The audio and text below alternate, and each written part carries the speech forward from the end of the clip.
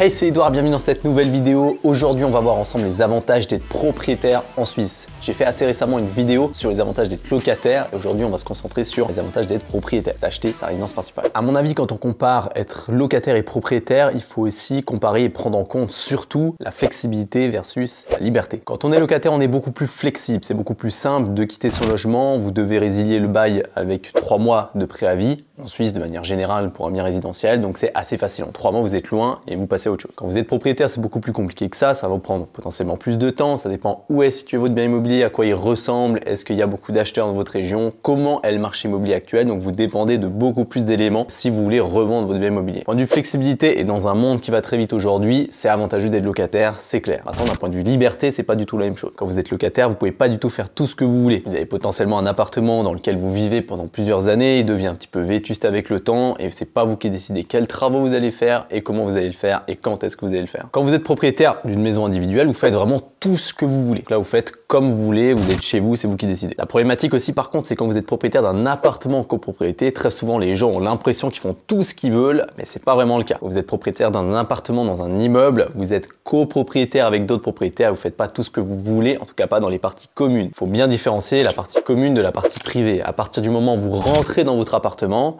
là, vous avez toute la liberté que vous voulez. Vous pouvez casser ce que vous voulez, plus ou moins, à part si c'est des murs porteurs, hein, ça c'est des parties communes aussi, mais vous pouvez percer ce que vous voulez, vous pouvez changer ce que vous voulez, donc vous avez beaucoup plus de liberté, même dans un appartement, évidemment, que si vous êtes locataire. Donc à mon sens, c'est très important de prendre ça en ligne de compte, mais c'est des éléments qui sont émotionnels. Maintenant, d'un point de vue économique, c'est très différent. L'analyse, elle est beaucoup plus mathématique. Dans la vidéo que j'ai faite sur les avantages d'être locataire, j'ai parlé du coût d'opportunité. Simplement l'argent que vous pouvez faire travailler quand vous êtes locataire, que vous ne pouvez pas quand vous avez bloqué cet argent dans votre résidence principale. Donc ça, oui, c'est avantageux pour les locataires parce que vous pouvez faire des investissements. Maintenant, quand vous êtes propriétaire de votre résidence principale, ça change la donne d'un point de vue constitution de patrimoine. Pourquoi est-ce que je dis ça? On l'a vu dans plusieurs vidéos. En Suisse, vous avez la possibilité de faire du refinancement. Ça veut dire que quand vous faites un financement avec une certaine dette, vous allez amortir petit à petit, ça veut dire rembourser la dette, ok? Et à partir d'un moment, vous pouvez vous arrêter de rembourser la dette. Tout l'argent que vous avez à disposition que vous n'utilisez pas pour rembourser cette dette, vous pouvez l'investir ailleurs. C'est vrai. Mais en plus de ça, parce que ça s'arrête pas là, si votre maison ou votre appartement en résidence principale prend de la valeur, vous allez pouvoir aller voir la banque et demander un refinancement, augmenter la dette et pouvoir investir ce cash que la banque va vous dégager dans des investissements. Donc ça, c'est extrêmement intéressant. Et la différence entre locataire et propriétaire à ce niveau-là, c'est dans le refinancement. Pourquoi est-ce que je dis ça? Parce que si vous êtes locataire et que vous achetez des biens immobiliers de rendement, la valorisation de l'appartement n'est pas du tout la même d'un point de vue bancaire. Donc pour votre banquier, quand vous demandez un refinancement. Quand vous achetez un bien immobilier de rendement, c'est uniquement les revenus générés par le bien immobilier lui-même que la banque va analyser. Ça veut dire que si vous achetez un appartement il y a 10 ans, vous changez pas le loyer pendant 10 ans, potentiellement vous aurez la même valorisation de l'appartement aux yeux de la banque. Donc ça veut dire que même si le marché a pris de la valeur évidemment en 10 ans, peut-être que la banque va dire que votre appartement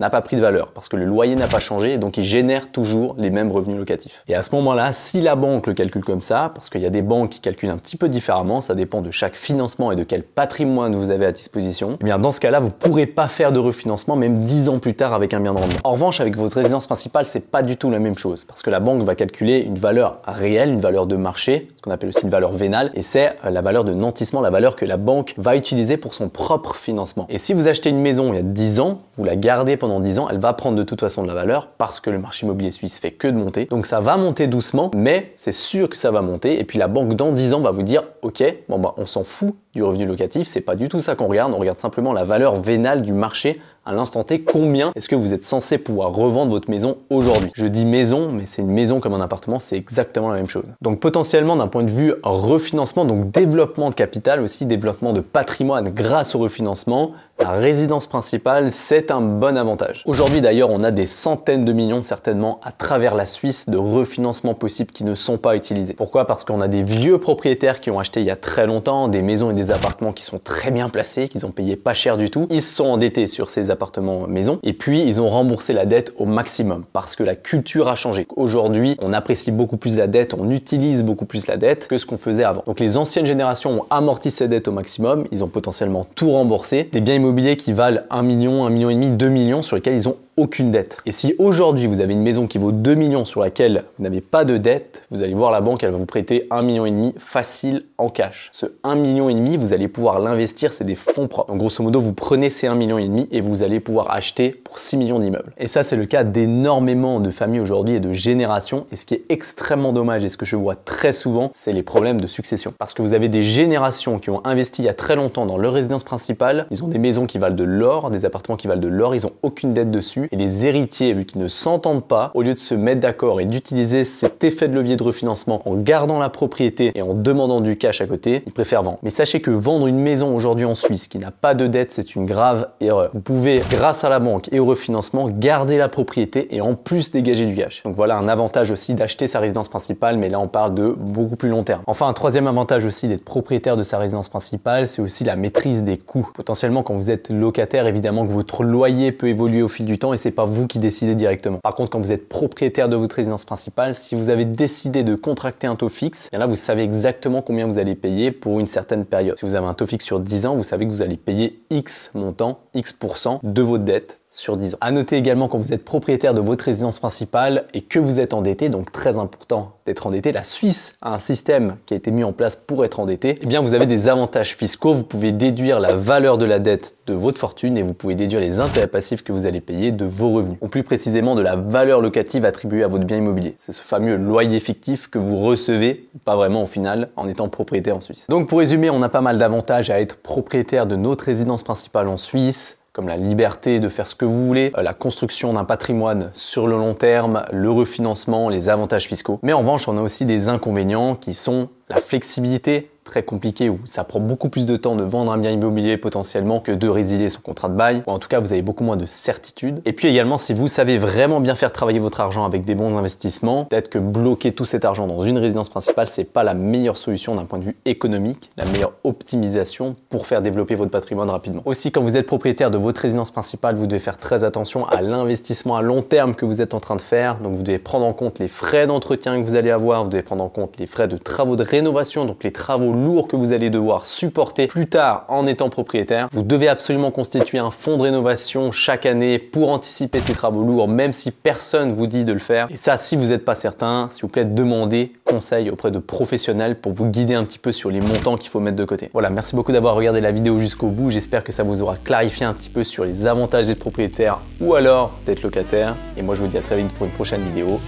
Ciao!